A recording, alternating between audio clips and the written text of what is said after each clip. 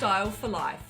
I'm Stephanie Rumble, fashion stylist, accountability coach, and your guide to feeling good in your body and your clothes.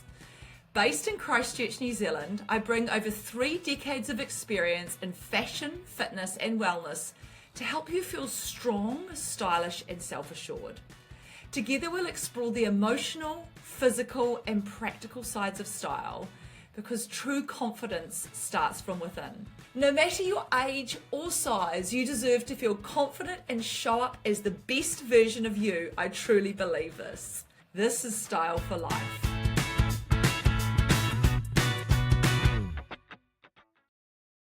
Hi everybody, and welcome to 2026.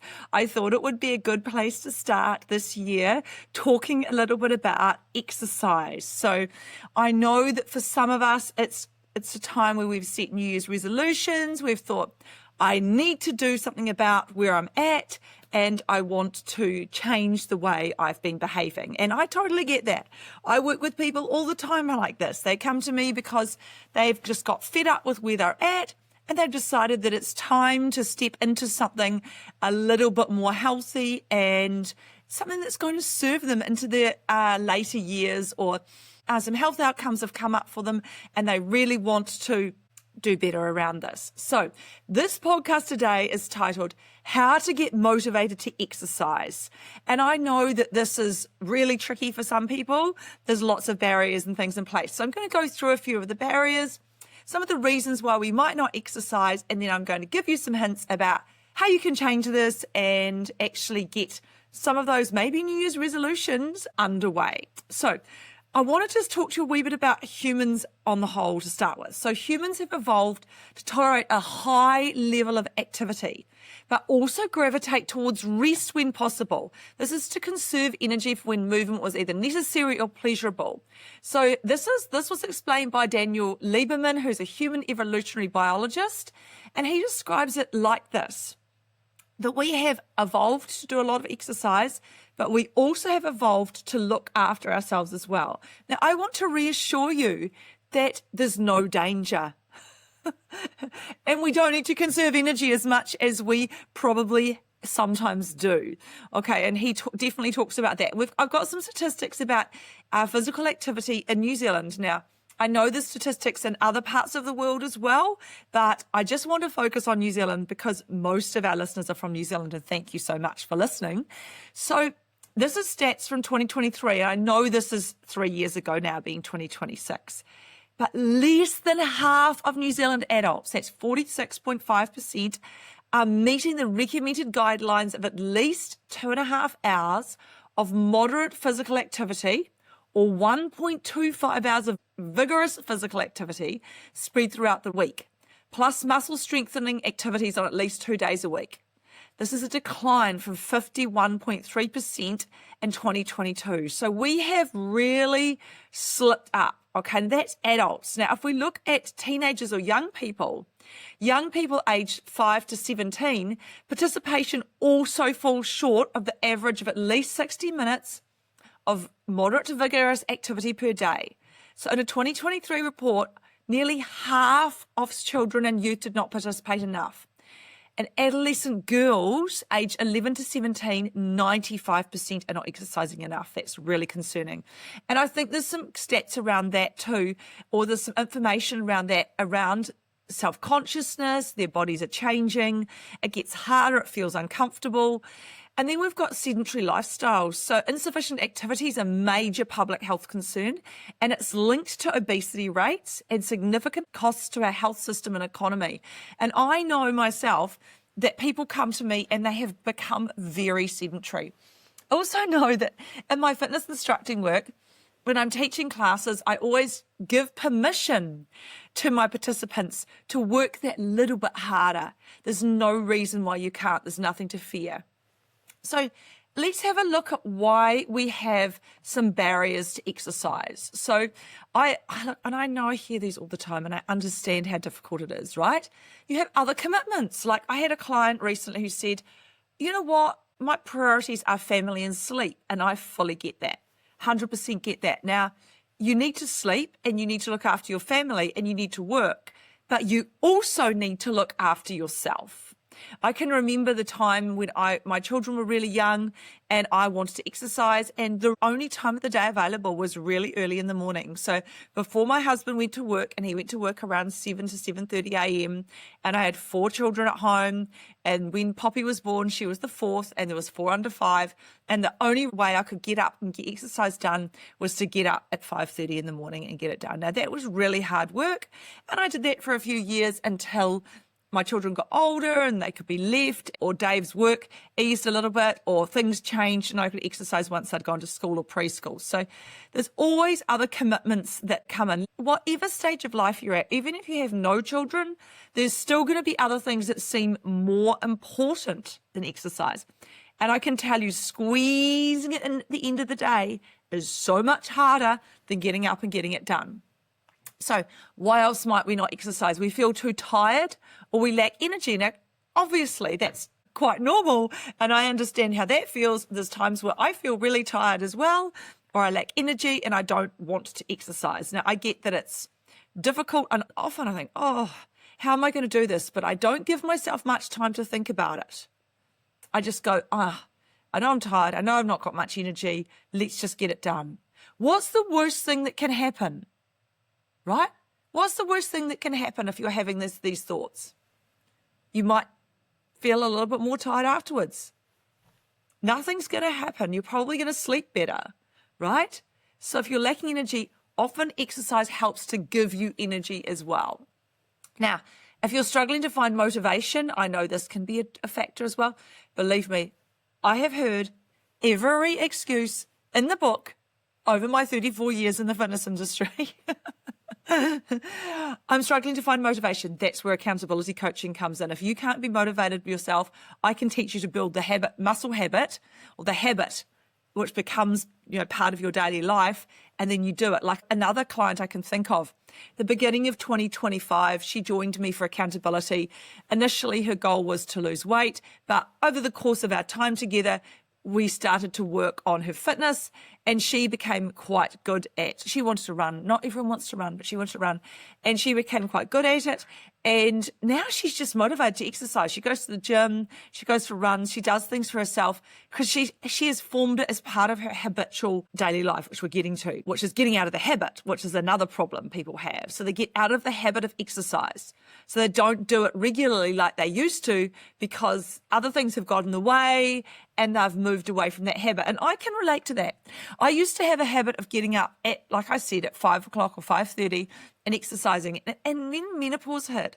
My sleep got so disrupted that I struggled with those early morning rises. Like I just didn't know if I could get to sleep early enough, and I'd stress about it.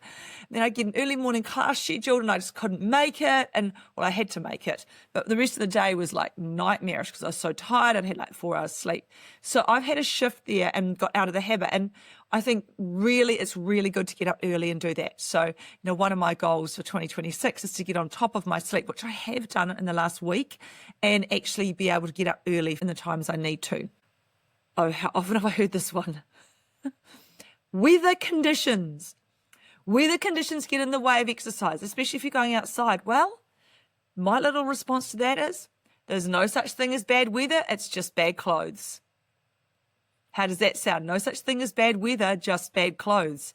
Get a rain jacket, get a thermal, get some gloves, get a buff, get some warm socks, get some long tights, get something that keeps you warm. If it's warm, if it's hot, and I get it's getting hot here in New Zealand, get a singlet, get some sunscreen, get a visor, exercise at a cooler part of the day, like early in the morning. Right? Or later at night if that's what works for you in your schedule. So weather conditions can definitely have an impact as well. Sometimes you can just find that you've got health impacts. So, you've had health concerns, or you've had health challenges, and this stops you exercising as well. So it might be that you've had like I was speaking to a client last night who'd had back surgery, and that had been one of the reasons why she hadn't been able to exercise, and it's very valid. It's really serious major surgery, so I get that it's challenging. So that had been a reason for her not to exercise, and she'd kind of gone into protection mode, I think, and not done any exercise, or just done a little bit, what she could manage at the time. So I understand that there's going to be health challenges that actually slow you down, and Injuries can do the same thing. So just to recap on the barriers: other commitments, feeling too tired or lacking in energy, struggling to find motivation, weather conditions, getting out of the habit, and health conditions. So let's have a little look at what the problem might be if you don't exercise. And I know you know this, but I just want to really drill down into this, because I think self-care takes a back seat for so many people. And I'm going to say this, particularly women, and particularly when you end up having children or something happens in your life where you've got other commitments, right? And everything else becomes a top priority and you become bottom. Have you ever wondered how you can be a fashion stylist with access to premium digital styling products? Do you want to be trained by the best in the industry and access these products that reflect fashion styling in 2025? If you do, then Image Innovators is absolutely the choice for you. This is because they have a network of over 1,000 trained fashion stylists worldwide, and you know when you work with them, you're getting the best of the best. They have evidence-based professional training offered by highly skilled facilitators that help you reach your absolute potential. This is a great alignment with Style for Life, as I in my business have used and endorsed their products for over 10 years with so many happy clients. And I'm really excited to say I'm also offering training to fashion stylists in conjunction with Image Innovators. So if you're ready to start your fashion styling training journey, then use the code BRIGHTRED25 for 10% off all products. So when you don't exercise, like, physical inactivity is a contributing factor to serious health conditions like heart disease, certain cancers, and mental health well-being, right? So a Ministry of Health guidelines in New Zealand, we heard the guidelines for adults earlier on what they need to be doing, and that is, just to recap, 2.5 hours of moderate physical activity or 1.5 hours of vigorous physical activity per week. Now, I actually think, depending on your goals, that's a very good baseline starting place. And moderate for someone is going to be a slow walk. Moderate for another person might be a faster run, or it might be a hard bike ride, or whatever. So whatever's moderate for you. So it's important to keep those guidelines in mind. We do get a lot of mixed messages around exercise, right? So I've given you a bit of an idea about what's right, but also we want to make sure that we're role modeling this for our young people, right? So I know that some of us have young people in our lives, but are we role modeling what we need to be doing? Are we role modeling exercise? So let's have a little bit of a think about how we can get motivated to exercise. So to motivate yourself to work out, focus on enjoyment. Now, to start with, it might not be enjoyable. I'm not going to lie. When you haven't been exercising at all and you head out to exercise for the first time in a long time, it's going to feel hard. It's going to feel sore. It's going to feel uncomfortable, yeah? But just focus on the enjoyment. What are you enjoying about it? Are you enjoying being outside if you're going for a walk? Are you enjoying meeting with other people if you're going to a class? Are you enjoying taking the time away from your work, right? Start small. Don't try and run for half an hour. Like, so many of my clients will say, oh, I can't do this because I can't run for half an hour. I'm like, well, don't run, walk. Go out and walk. Just walk for 20 minutes. And then when that stops being moderate, it starts getting easy, that's when you might decide that another type of exercise is for you. So start small as a way to build habits, right? Now, there's also, it's really important to find activities you like, but also, what are your health goals? I think that's really important to understand. What do you want out of exercise? Like, what is it that you're doing it for? Are you doing it because you want to feel better? Are you doing it because it helps your mental health, helps your physical health? What are you exercising for, right? Because when you get clear on that, it's so much easier to be exercising properly. So here's some ideas too. So find something you like. Start with 5 to 10 minutes, build momentum. Schedule workouts like important meetings. Find a buddy, track progress. So let's go through this first. First of all, making it enjoyable. So finding things you really like, dancing, sports leagues, hiking, martial arts, rather than just what you feel you should do. Second one is, what are your health goals? What do you want out of this? What do you want from exercise? Why are you doing it? Think about all of the reasons that you've come into exercise. What has prompted you to get to where you are? What is motivating you? What is driving you? What is getting you out of bed or making you think you should exercise, right? Then I say pair it with pleasure. So my clients, I really encourage them to listen to something like an audio book or a podcast or watching a show. Sometimes people watch a show and they sit on a bike and exercise, or meet a friend while walking. Like, a lot of my exercise sessions are with other people, and I can tell you now, it really does motivate me to keep going, right? It motivates me to go. And if I've got a scheduled exercise session and for some reason I can't go to the meetup because maybe there's a group of people that doesn't work with my schedule, I always take the session and do it anyway, right? But do something that you enjoy while doing it. I very often listen to podcasts. Create a mood. So, like, what is it that you need to have in your space to make exercise more enjoyable? Do you need some night bright lights, a good playlist? Do you need to make sure that you have space in your house? Like, one of my clients has just recently bought some exercise equipment, which she's quite happy about. She had a lot of barriers to start with around, I don't have space, it's not going to be easy to do it, But then in the end, she started to realize that it was getting harder and harder to get out of the house with small children and to get her exercise in every week or every day that she needed to or wanted to meet her health goals. She actually needed to have some equipment in the house. Now, I said earlier, start small and build habits. So, like, commit to 5 minutes, commit to 10 minutes. Again, think about, what are my goals? Is it just to get mobile? I know when my mother had a hip replacement, it was just important to get her up and moving straight away. It was really painful and not very easy, but that was the best part for her. And that just kept her going. So commit to just 5 minutes. Often starting's the hardest part. And the really important thing, like, this is such a key part of my accountability coaching too, is schedule it. So my clients are required to put together an exercise plan on a Sunday, which I review. Most of the time I just say very good, because they've got the hang of what to do. I teach them what to do in the first part of our consult, and we work out what they like and how it's going to work in their life and what timings work. So we schedule it, put it in their calendar, and it's in there. That has to happen, right? So it's a non-negotiable. The exercise becomes something they have to do. So that's how you do it. You schedule it, you make a commitment, you reach out to somebody else. Yeah, and another one here is pair exercise with existing habits, like walking while on phone calls, or a quick stretch after brushing your teeth. So sometimes people might make a phone call and they decide they're going to go for a walk while they do that.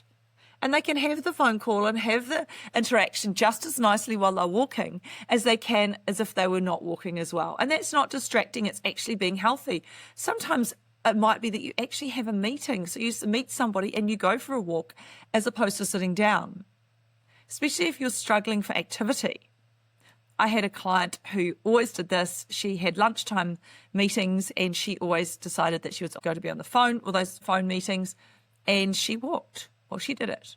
An easy route that she didn't have to think about. It wasn't hiking up hills or clambering over rocks or anything and having to concentrate. Just a nice, easy, flat walk. Well, not easy. She was working a little bit, but she was still able to focus, because walking doesn't require a lot of mental effort. And honestly, if you're doing it with something else, it's done before you know it.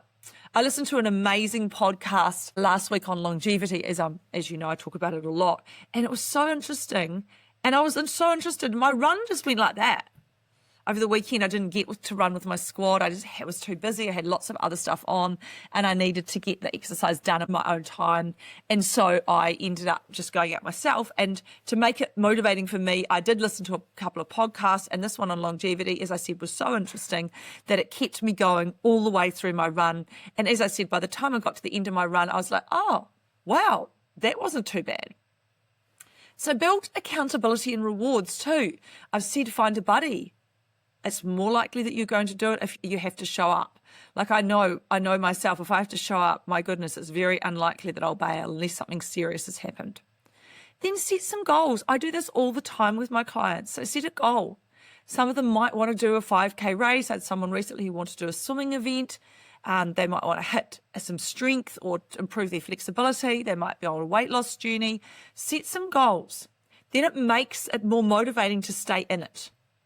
I also say track progress. Like, it's really important to track your progress. So, I wear a Garmin watch. My daughter tells me it's ugly and I shouldn't wear it for fashion purposes, but the fitness side of me kind of takes over and I have it on all the time. And I can see every workout, how hard I've gone. I can look at my heart rate, which for me is a really good indicator of my effort. How hard am I pushing? Do I want to be pushing in that hard? Do I want to be not pushing that hard? What are my goals? Because the tracking your progress helps you to work out what your goals are and work more closely towards them as well. Yeah, so give yourself a non-food reward, right? And I do this with my clients. So sometimes they might have their colours done halfway through the process of weight loss, if that's what their journey is, or their health changes. It might be that you actually want to buy yourself some new leggings. You might want to go on a movie night, but don't let yourself do that till you've actually hit the goals. I had another client who kept wanting to buy new clothes, even though she wasn't at the goal that she wanted to be at yet. We had bought some, but she just kept wanting to buy more. I was like, no, we wait. Delayed gratification. Practice that delayed gratification.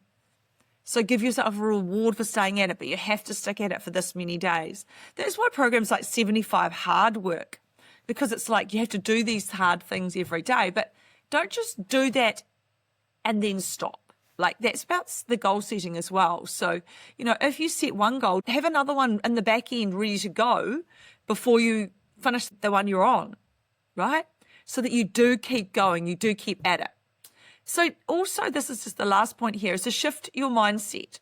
So know your why. And I've spoken to this already today. So connect exercise to deeper reasons like stress relief, health, or keeping up with your whānau, right? So what is your why? Like, why are you doing this? Why do I exercise? I love the connection. I like the contribution to others. I love the way it makes me feel. I like being fit. I like being strong. It makes me feel confident about going into my older age, seeing I'm over middle-aged now. Yeah. So also be kind to yourself. If you miss one workout, just get back to it the next day. Don't go, oh, stuff it, I'm done. And that happens so often with food and activity. When we don't meet our goals, we just give up because we think it's got too hard. Then focus on how you feel. Notice the post-exercise endorphins and the stress relief to build positive associations with exercise. So how do we actually feel? How are we feeling in our body when we exercise? Like, it might hurt at the time.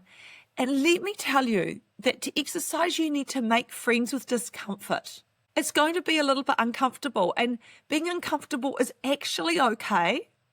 We've got into this society where we think discomfort is not okay, and it's going to be really difficult if we're feeling uncomfortable, and we need to actually feel like actually everything feels amazing all the time. So make friends with discomfort, right? And then afterwards, you'll feel so much better.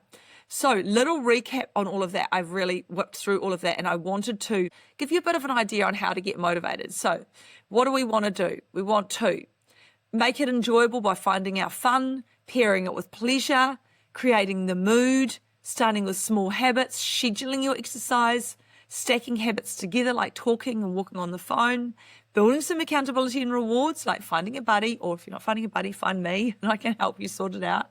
Set some goals, track your progress, reward yourself, shift your mindset so you know your why. Why are you doing this? What's the motivation? What's keeping you going? Be kind to yourself if you miss a workout, and focus on how you feel post-exercise, because that is really, really important as well. Gosh, that always goes so quick. And I know that myself, I do not always feel like exercising. Often I don't, but the thought of how I'm going to feel if I don't pushes me enough to keep going in the exercise. And I think for everybody who hasn't exercised, or this is a new life phase for you, it takes 3 weeks to get through that pain barrier of psychological and physical discomfort. And I just don't want to do this. And I also acknowledge that if your body has changed or if you've had injuries, it can be really difficult to move it. And I get that that can be challenging. So, it's about finding the exercise that you can do that's going to suit you, that's going to fit in with you, that you're going to be able to manage with any health challenges or any psychological challenges that you may have. Like, I remember talking to a client or somebody who came to one of my classes recently about suggesting that she came and joined my sprint class, and she said, I don't like dark spaces. So, for her, that just wasn't going to be easy because our spin rooms are dark. So, I get that for her, it's not going to be an easy choice to go into that space. So just get out there, start small, find a buddy, set some goals. Yeah. Be accountable to someone. If you need someone to be accountable and hold you to it and to get your habits changed and fixed, then I could be the person for you, because accountability is a fantastic way to shift your mindset, retrain your brain, and get you on a track where you know that you can do this. So, hey, thank you very much for listening to the podcast again today, and Happy New Year to those of you who have just tuned in. I know that this is a time of festivity and celebration. It's also a time to focus on looking after you, potentially when work pressures aren't the same as they usually are. So lots of exciting podcasts coming up for 2026. I would love your suggestions. If you've got anything that you would like us to talk about here, anyone you'd like me to try and interview, I would love to hear about it. So again, I appreciate all of you. Please leave a review. Please follow this. Please share it with anyone you think might like it. And also, please follow us on socials. You know them all: Instagram, Facebook, TikTok, LinkedIn, etc. I always forget one. I know that there's 5. Anyway, team, I appreciate all of you and enjoy this holiday season if you're still on holiday. And if you're not, enjoy the warm weather that comes with our summer period. Thank you for listening to the Style for Life podcast. Don't forget, you deserve to feel fabulous at every age, every stage, and at every size. If you're loving the show, hit subscribe and leave a review. It helps more amazing people like you find their way back to life through style. Thanks again. Until next time.